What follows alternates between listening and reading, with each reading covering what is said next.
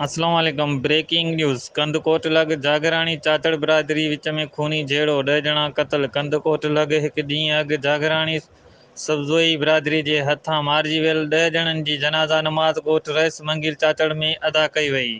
जनाज़े में इलाइक़े जे हज़ारे माण्हुनि जी शिरकत। वारसनि मक़तूलनि जा मड़ सवें आलियनि अखियुनि सां मिटी माओ हवाले कया। जनाज़े में ज़िला इंतज़ामिया समेत कंहिं बि चूंडियल नुमाइंदे शिरकत न कई, जॾहिं त वाक़े जो केस दाख़िल न थी सघियो।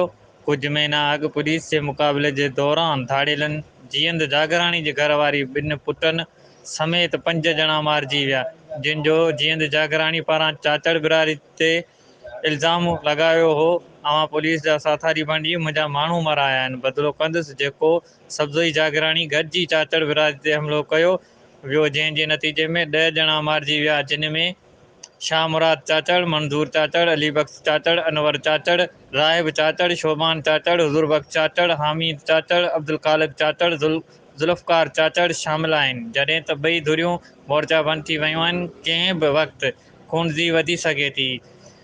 लाल न्यूज़, बुलड़ी शाह करीम।